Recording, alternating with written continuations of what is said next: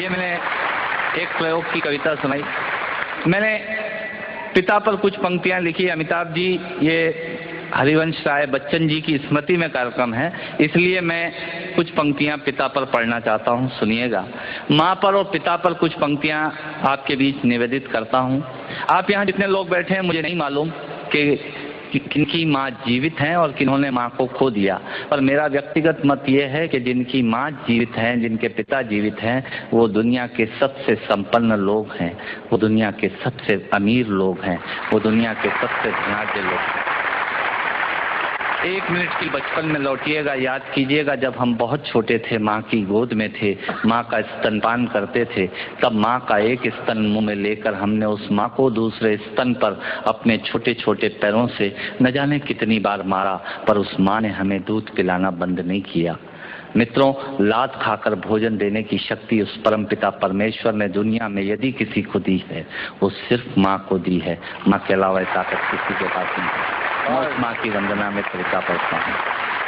याद कीजिएगा उन दिनों में जब हम चौके में, रसोई में बैठकर खाना खाया करते थे और माँ खाना बनाती थी।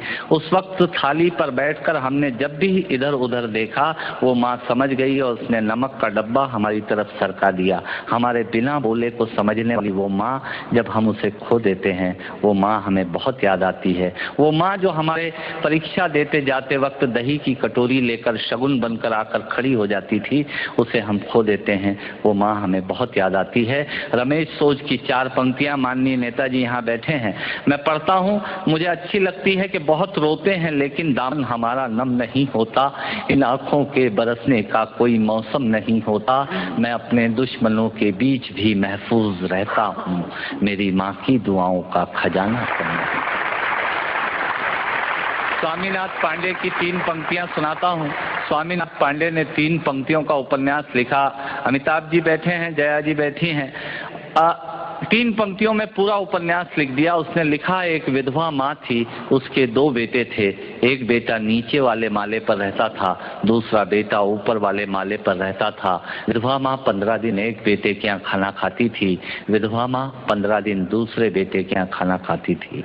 पर ये उस विधवा माँ का दुर्भाग्य था कि साल में जो महीने 31 दिनों के होते थे, उस एक दिन उस विधवा माँ को उपवास रखना पड़ता था। 9 महीने पेट में रखने वाली माँ जब एक जवान बेटे को एक दिन भारी लगने लगी, तब इस नालायक हास्य व्यंग के कवि ने कुछ पंक्तियां माँ के लिए लिखी। सुनिएगा, यात्रा कीजिएगा मेरे साथ। माँ संवेदना है, भावना है, एहसास है। माँ संवेदना है, भावना है, एहसास है। माँ जीवन के फूलों में खुशबू का वास है। माँ रोते हुए बच्चे का खुशनुमा पलना है। माँ मरुथल में नदी या मीठा सा झरना है। माँ मरुथल में नदी या मीठा सा झरना है। माँ लोरी है, गीत है, प्यारी सी थाप है। माँ पूजा की थाली है, मंत्रों का जाप है। माँ आंखों का सिसकता हुआ किनारा है। माँ गालों पर पप्पी है, ममता की धारा है। माँ झुलसते दिनों में कोयल की बोली है। माँ मेहंदी है, कुमकुम है, सिंदूर है, रोली है। माँ कलम है, दवात है, स्याही है। माँ परमात्मा की स्वयं एक गवाही है। माँ त्याग है, तपस्या है, सेवा है। माँ फूंक से ठंडा किया हुआ कलेवा है। माँ अनुष्ठान है, साधना है, जीवन का हवन है। माँ जिंदगी के मोहल्ले में आत्मा का भवन है। माँ चूड़ी वाले हाथों के मजबूत कंधों का नाम है। माँ काशी है, काबा है और चारों धाम है। माँ चिंता है, याद है, हिचकी है। माँ बच्चे की चोट पर सिसकी है।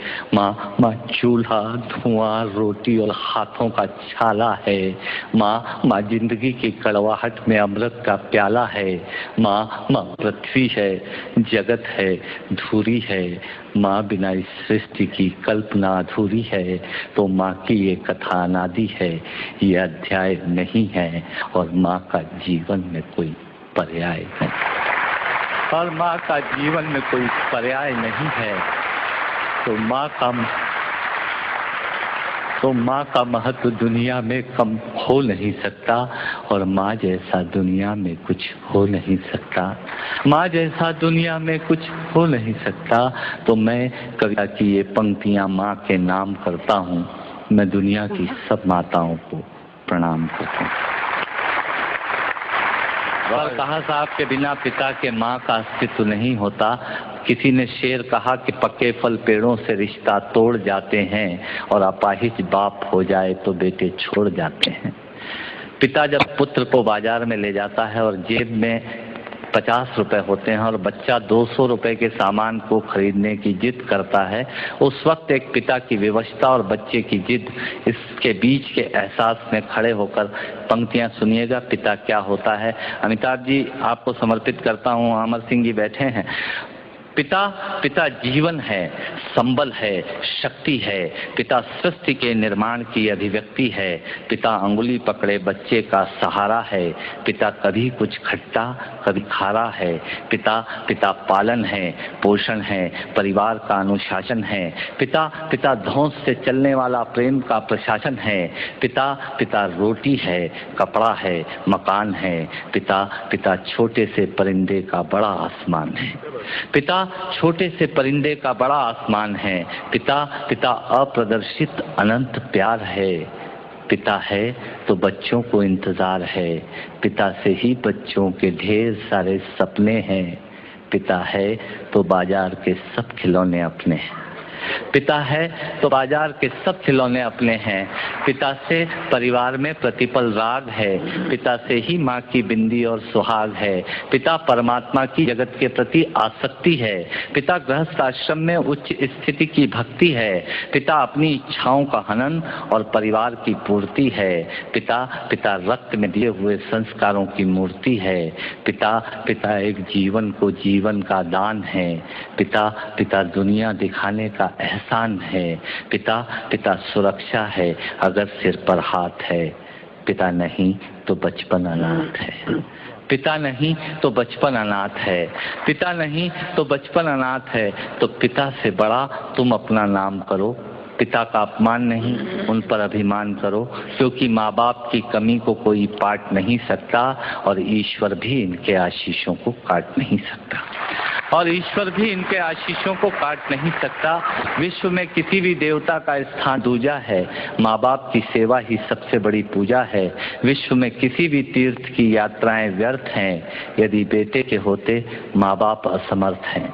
यदि बेटे के होते माँ बाप असमर्थ हैं, वो खुश नसीब हैं माँ बाप जिनके साथ होते हैं, क्योंकि माँ बाप के आशीषों के हाथ हजारों हाथ होते हैं।